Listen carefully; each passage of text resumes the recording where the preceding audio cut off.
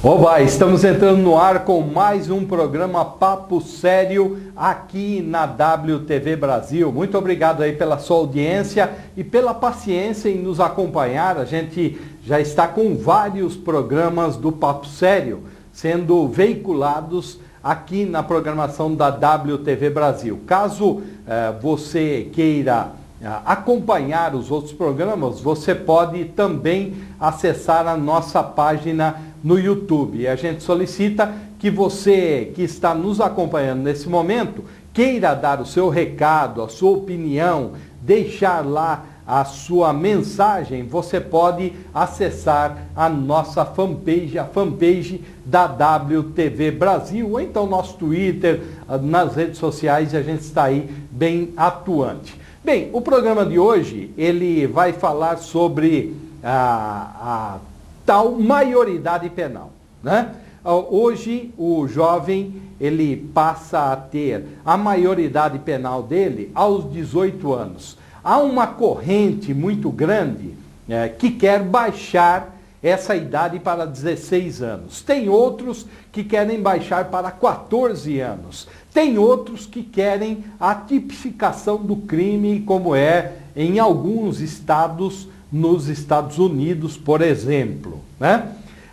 Temos aqui no estúdio ele, que é advogado, militante social, uma das pessoas que ajudou muito na formação, na elaboração e até mesmo na aprovação do ECA, o Ariel de Castro Alves. Ariel, obrigado pela sua presença aqui no nosso estúdio, no Papo Sério, para a gente falar desse assunto que é um papo sério, né?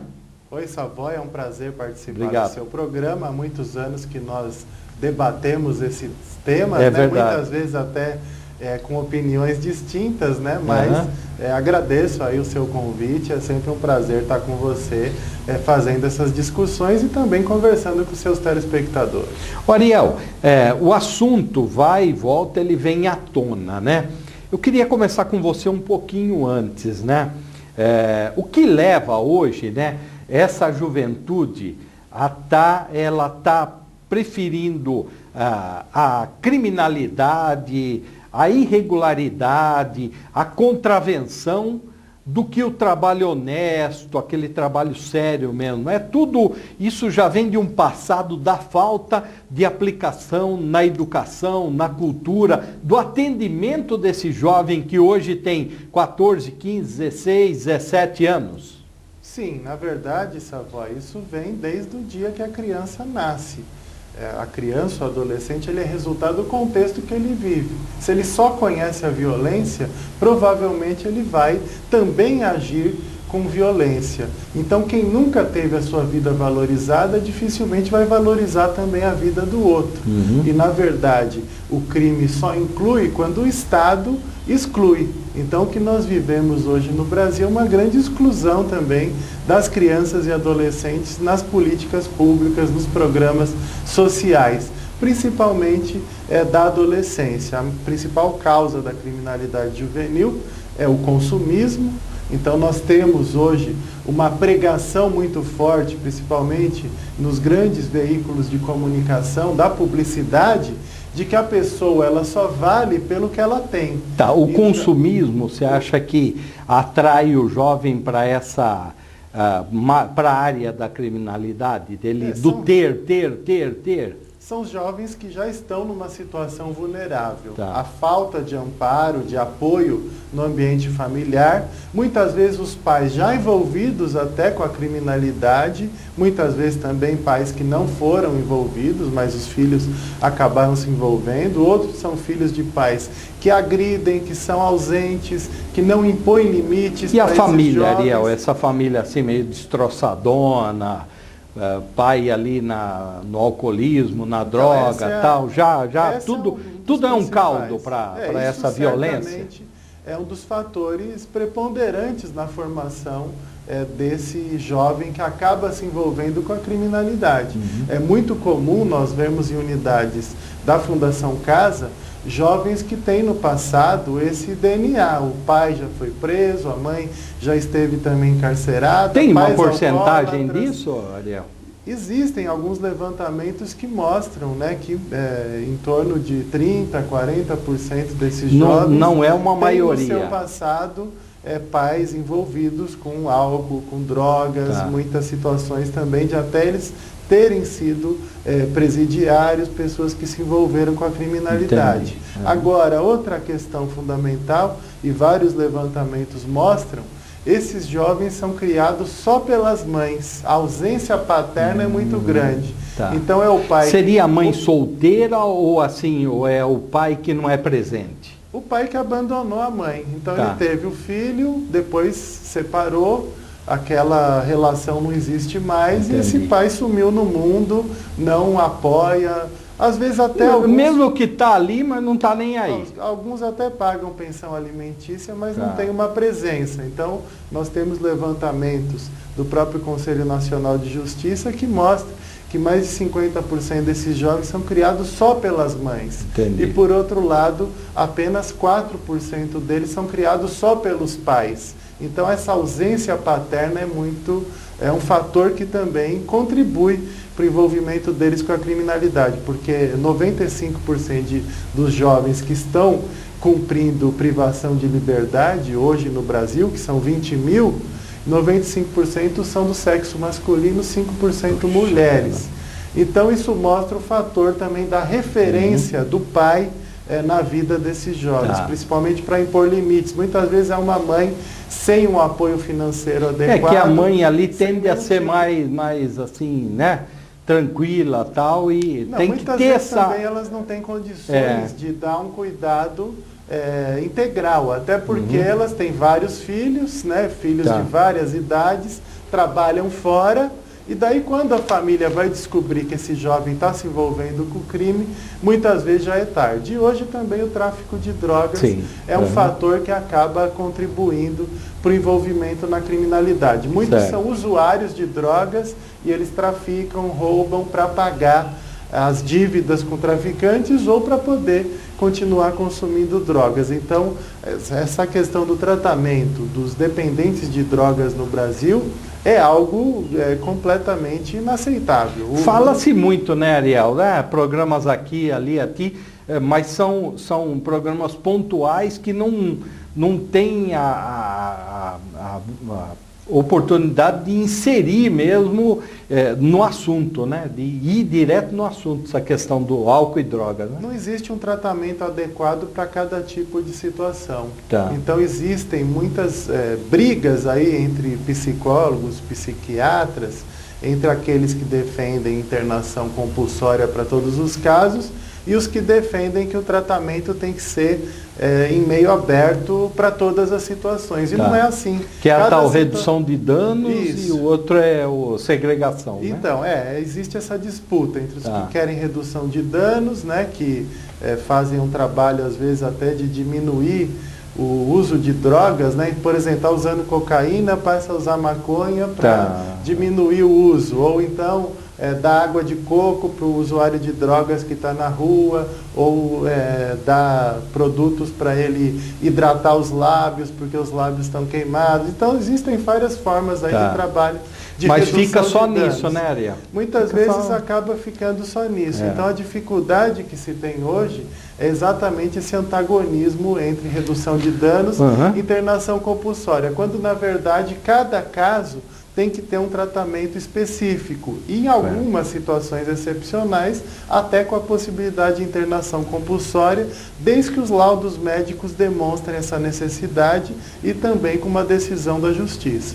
O Ariel, dentro desse quadro aí que está pintando, eu vou só voltar um pouquinho, falar com o senhor sobre a questão da educação. Hoje nós estamos recebendo aqui no Papo Sério o Ariel de Castro Alves, ele é advogado, militante social, uma das pessoas que foi um dos articuladores, elaboradores, trabalhou muito no Estatuto da Criança e do Adolescente, conhece muito da área, né? Está batendo um papo com a gente desse futuro, né? Porque na campanha agora ninguém está falando nada disso, né, Ariel? Alguns falam-se alguma coisa, mas muito timidamente essas coisas, não? Não, muitos candidatos de forma oportunista e demagógica até tratam da questão da redução da maioridade penal. E nós vamos falar mas disso não já. tratam especificamente do que eles vão fazer para diminuir o envolvimento de jovens com o crime. Quais são as políticas, os programas de inclusão social que eles pretendem implementar para essa juventude. Ariel, voltando então um pouco, você que domina bem o assunto, conhece, é estudioso. O Ariel é estudioso, eu sou só jornalista, o Ariel estuda o assunto.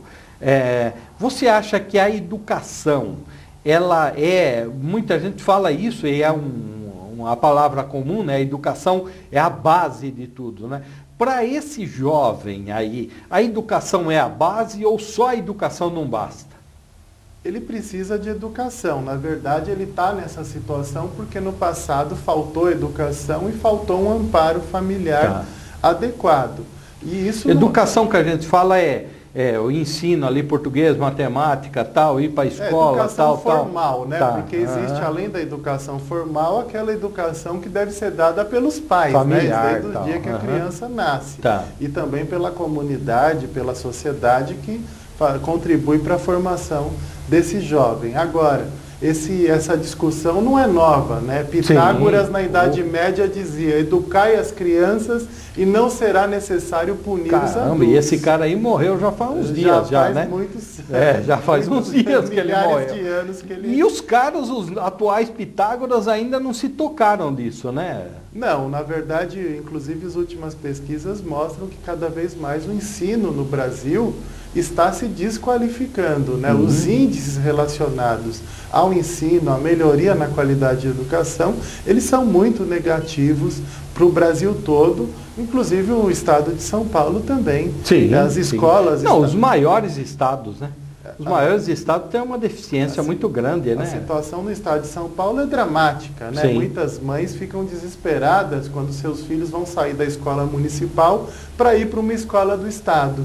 E muitas vezes a gente verificando os processos desses adolescentes envolvidos com crime, o lugar que eles deveriam estar sendo educados é o lugar em que eles conhecem outros jovens e a partir dali eles formam um grupo para cometer crimes. Então é na escola, muitas vezes, a ponta do iceberg para o envolvimento com a criminalidade. Então essa é uma preocupação que nós temos que ter. Isso mostra a falência completa do sistema educacional. Ariel, quanto tempo? Eu em 1986... né? Eu estava começando como repórter de rádio e eu entrevistei o professor Florestan Fernandes, né? Ele era deputado e nessa entrevista ele me disse o seguinte, que na visão dele, naquela época, em 1986, 87, dali uns 50, 60 anos que o Brasil ia conseguir começar a engrenar, né?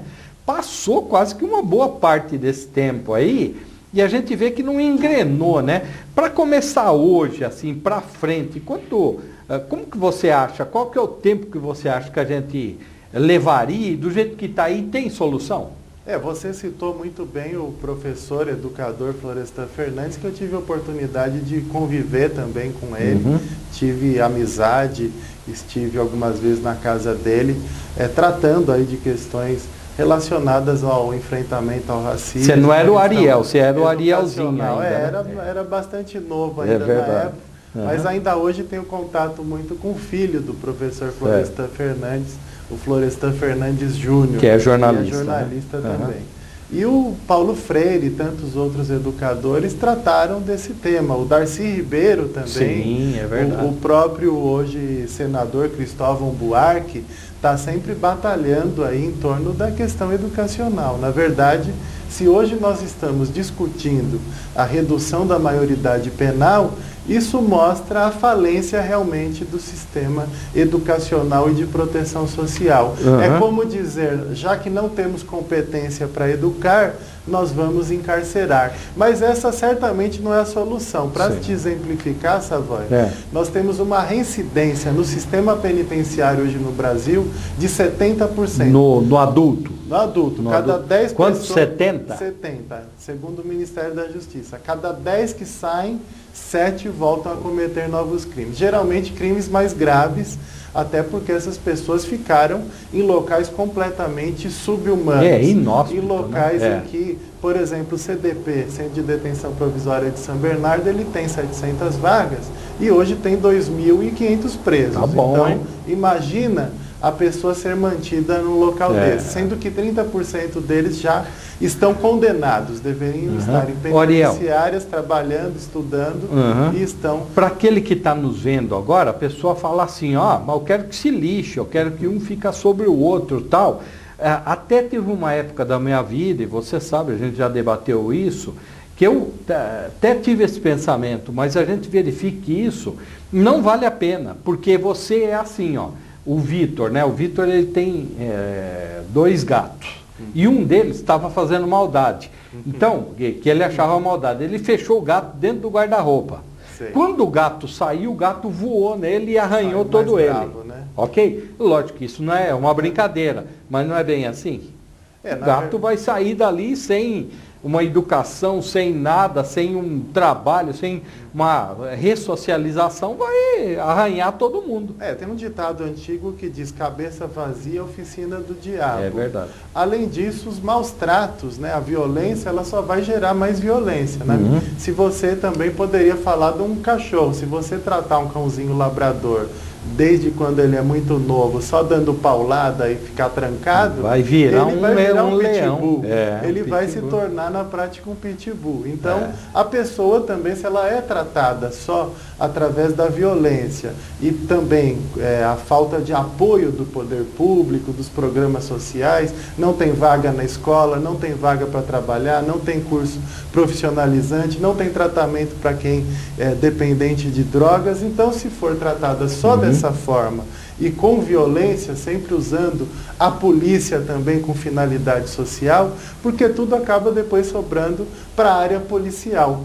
A polícia, na verdade, enxuga o chão com a torneira aberta, porque todas essas questões que não são resolvidas no âmbito educacional, social, de saúde pública, acaba virando depois caso de polícia. E daí a pessoa vai para o sistema penitenciário, essas pessoas uma hora vão sair, e elas vão sair muito piores. O sistema penitenciário é a forma mais cara de tornar as pessoas piores. Hoje, cada preso custa R$ 1.500 por mês para o Estado. Enquanto na escola, o Fundeb, que é o Fundo de Desenvolvimento da Educação, repassa R$ 200 por mês para manter cada aluno na escola. Então, um preso custa R$ 1.500 e um aluno R$ 200. R$ 200. Que deveria ser o contrário. E um preso num presídio federal custa R$ 3.500 por mês. Um adolescente na Fundação Casa custa R$ 7.000 por mês. Caramba. Então imagina o custo desse tipo de atendimento quando na verdade não se investe adequadamente na prevenção. Então você acaba mantendo essas pessoas privadas de liberdade, muitas vezes saindo piores do que entraram, ao invés de você efetivamente investir na educação, no social, na saúde, que reduziria o envolvimento de pessoas com crime. Hoje nós temos 100 vagas, 100 mil vagas no sistema prisional de São Paulo, estamos com 220 mil presos. No Brasil, no Brasil são 500 mil presos para 300 vagas no sistema prisional. Então, aonde vai se colocar esses adolescentes se houver a redução da maioridade? Além disso, se a reincidência no sistema prisional é de 70%, no sistema de internação de adolescentes, São Paulo tem divulgado 13% de reincidência nas unidades da Fundação Casa. Mas esse número não leva em conta aquele adolescente que sai e depois completa 18 e vai para o sistema penitenciário. Que daí nós teríamos em torno de 30%, que é um número médio nacional também da reincidência de adolescentes que passam por unidades de internação. Então é bem menor que a reincidência no sistema prisional. Então é uma ilusão achar que reduzir a maioridade, colocar adolescente em presídio vai resolver o problema da violência. Certamente vai agravar bastante. Ariel, tem uns colegas aí que a gente conversa tal, que atualmente esses, inclusive jornalistas, eles estão convencidos do seguinte, que o Brasil trata hoje do menor assim, espera ele ficar maior, para que ele, ou em confronto com um parceiro dele, entre aspas, ou em confronto com a polícia ele morra, ou que então com 18 anos ele vá preso. Sim. Parece que é o que se tem hoje de tratamento aí da questão do menor infrator hoje, né? Efetivamente é o que acaba acontecendo. Nós temos um índice de homicídio no Brasil de 56 mil mortes por ano. 50% são jovens, a maioria é na idade aí jovem dos, em periferia, dos 14 tal, aos 25 anos de idade. De adolescentes, por dia morrem 22 crianças e adolescentes no país, quase um assassinato a cada hora. Então é bastante preocupante esse número. Agora, se a gente for pensar no percentual de adolescentes envolvidos com crime, hoje no Brasil, do total de 60 milhões de crianças e adolescentes, os que estão cumprindo alguma medida socioeducativa, que são em torno de 100 mil, 20 mil privados de liberdade, e os demais em medidas em meio aberto, nós temos aí 0,1% do total de crianças e adolescentes cumprindo alguma medida socioeducativa. Perto, então, das situações de vulnerabilidade, da falta de programas de atendimento a essa juventude, não é um número tão expressivo. Então, isso mostra também a incompetência da sociedade e do Estado brasileiro em tratar adequadamente dessa questão. Ariel, vamos tratar um pouquinho aqui, né? A gente está partindo para o final aí já, papo bom, ele passa rápido, e aqui o papo é sempre sério, né? Questão da maioridade penal, né? Muita gente fala aí baixar a maioridade para os 16 anos, ou seja, então o jovem aí, o menor infrator, o de menor, como o Savoy fala, né? Ele com 16 anos já frita ele e já joga no sistema prisional. Tem outros que falam em 14 anos e tem assim, dessa linha aqui eu acho que seria uma linha que eu pensei aí, mas não sei se no Brasil daria, que era pela tipificação do crime, deixando com o magistrado, com a autoridade judiciária, fazer o julgamento, né? Disso que está sendo falado aí, que está sendo muito debatido, que você tem participado em várias emissoras de rádio e televisão, qual que é o seu pensamento? Na verdade, o entendimento jurídico nessa área, inclusive da própria Ordem dos Advogados do Brasil, eu sou fundador da Comissão da Criança e do Adolescente do Conselho Federal da OAB, é de que é inconstitucional, até porque nós temos propostas que tratam dessa redução da maioridade penal, que vem desde o início da década de 90. Para mudar isso seria PEC ou cláusula pétrea? Já nós tivemos aí pelo menos 600 propostas de emenda constitucional que foram arquivadas, porque o Congresso entendeu como inconstitucional. Então o entendimento da OAB, de muitos ministros e ex-ministros do Supremo e vários juristas, como o professor Dalmo Dallari da USP, é de que não se pode, por emenda constitucional, abolir direitos e garantias fundamentais. Então, o entendimento é que a questão da maioridade penal, da inimputabilidade do adolescente, ele não responde com base no Código Penal, mas sim com base numa lei especial, que é o Estatuto da Criança e do Adolescente. Se trata de cláusula pétrea e isso tem predominado até hoje. E ainda que o Congresso aprove, qualquer instituição como a OAB ou o Conselho Nacional da Criança e do Adolescente, que também já fiz parte, pode entrar com uma ação direta de inconstitucionalidade. Vai arguir, e o que nós temos hoje dentro dos ministros aí, que nós conhecemos a posição de muitos deles, certamente seria declarada a inconstitucionalidade. Outra saída que não seria inconstitucional é pensar no aumento do tempo de internação. Hoje nós temos um limite de Mas funciona, Ariel? De 3 anos. Porque, do jeito que o senhor está falando aí, que, sabe, assim, fica fazendo o que hoje numa Fundação Casa? No estado de São Paulo. Vamos falar daqui, porque as outras eu não conheço, eu sou muito caseiro. Tem funcionado mais do que antes. Você lembra que há anos atrás... Mas o senhor defendeu a Fundação Casa, quando eu lhe entrevistei, quando passou de FEBEM, né? Aquela lá, por exemplo, lá do Belém, tal, que tinha não sei quantas mil pessoas lá, naquele número assim de 40, 50 por Fundação Casa. Mas hoje eu vejo notícia aí que já tem 150, 200, caso de Ribeirão Preto, o senhor denunciava esses dias, né? Funciona, Ariel? Não, nós temos mudanças significativas na Fundação Casa. Você lembra, anos atrás, né? Nós conversamos em várias situações, nós tínhamos o complexo... Conversamos não, quase que nós quebramos o pau, viu? É que os caras não deixaram. Não, brincadeira. Ariel, sempre bom debate. O complexo do Tatuapé, com mais de 2.000 adolescentes. Eram várias unidades com 100 e poucos, 200... Montaram até um bombeiro ali do lado de tanto fogo que tacava lá. Então, nós tínhamos lá um barril de pólvora. É verdade, até a gente brinca, mas é verdade. Eu até estive lá em muitas situações, em algumas delas até me trocando com os reféns para ajudar nas negociações, para tirar funcionários que estavam de refém. Eu lembro. Em outras situações até ficando também de refém dos jovens, em várias situações como essa. E também nós tínhamos o complexo da Imigrantes, também com quase 2.000 adolescentes. Houve uma mudança significativa. Hoje são menores, né? Foram extintos esses complexos. Ainda nós temos o complexo do Brás, que tem em torno de 1.000 adolescentes, mas as unidades são bem divididas, 100 e poucos. Mas está funcionando, 100 e poucos Ariel? cada uma delas.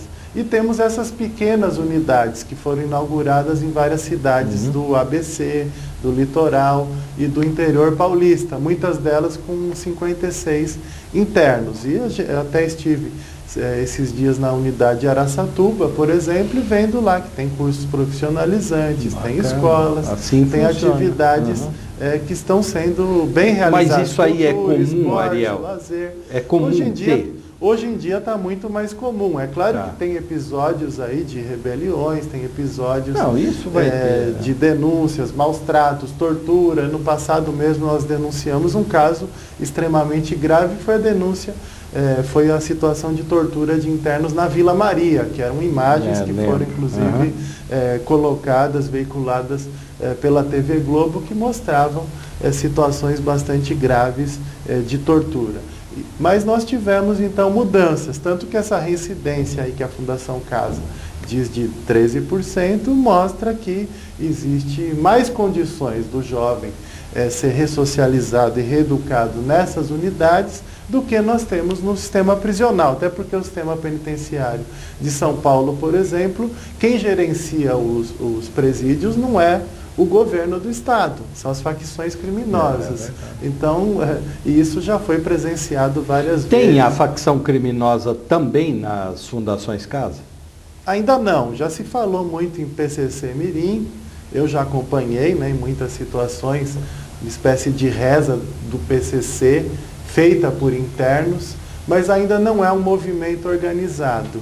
Muitas vezes a gente vê nas paredes PCC, o número do PCC, esse tipo de coisa, a gente às vezes presencia em algumas unidades da Fundação Casa. Mas não é ainda um movimento organizado. Os funcionários da Fundação Casa, eles tomam conta das unidades. É diferente do sistema prisional, onde quem determina lá o que acontece na unidade são os generais do crime organizado. Nossa, hein? Rapaz, no final aqui do programa o Ariel já deixa uma bomba aí. O Ariel, eu vou convidar o senhor para a gente fazer outros programas, para a gente estar fazendo o debate. Vou convidar você que está vendo no final desse programa, que também emita sua opinião aí na nossa fanpage, né? Foi passando aí durante o programa, está passando agora, é a fanpage da WTV Brasil. Você dá também a sua opinião, o que precisa fazer, né, Ariel? A gente precisa dessa colaboração. Ariel, em um minutinho aí, tem saída do que nós estamos vivendo hoje, ou vai demorar um tempo, ou não tem saída? Tem saída. Do menor, do infrator. Porque a maioria das pessoas que estão nos vendo agora, ele quer mais que o menor que está aí assaltando aí morra. O senhor sabe disso, né?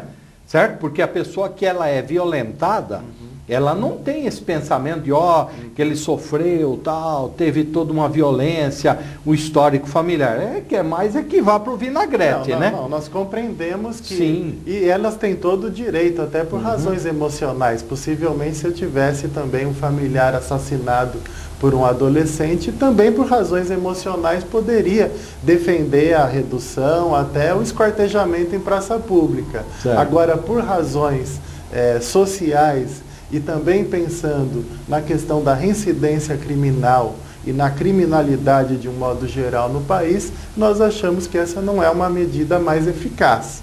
Por exemplo, ampliação do tempo de internação, um maior período para que esse jovem possa ficar aí sendo reeducado, sendo preparado para retornar para a sociedade, são algumas outras medidas. Isso o senhor concorda, o pessoal que o senhor convive, concorda com essa extensão do período de internação? Existem algumas discussões em torno disso, até uma proposta do procurador Paulo Afonso Garrido de Paula, do Ministério Público de São Paulo, que trata dessa questão. Então é um ponto que pode ser discutido e não entraria na inconstitucionalidade.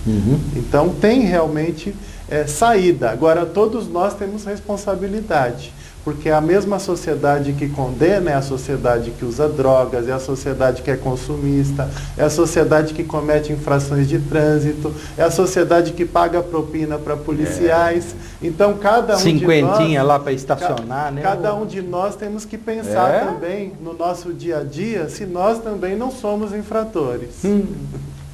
Ariel, agradeço muito a gentileza do senhor ter vindo até aqui, falar com a gente, bater esse papo. O tempo é curto, a gente até ultrapassou, mas eu agradeço demais. Espero que o senhor venha novamente aqui para a gente estar debatendo aqui, principalmente com aquele que nos vê aí através do seu smartphone, do seu computador, para que a gente vá travando esse debate com a sociedade aí, tá bom? Muito obrigado pela gentileza. Eu que agradeço, Marcos Savoy, né, de reencontrá-lo aqui, um amigo de longa data. Cada vez mais bonito, né? Eu tô. Mais ou menos, né? Quando eu te conheci, você tinha um pouco mais de cabelo. Isso. Então, que agora eu estou aparando, né, as arestas. Agradeço a você, a equipe da WTV, e à disposição aí para novas discussões, novos debates nesses assuntos. Legal, Ariel de Castro Alves, advogado, militante social. O Ariel foi um dos articuladores do Estatuto da Criança e do Adolescente. Então, caso você tenha o que falar, a gente retransmite para o Ariel, você faça contato aqui na nossa fanpage, porque aqui, meu amigo, minha amiga, você que nos vê nesse momento, o papo é sério. Obrigado. Tchau.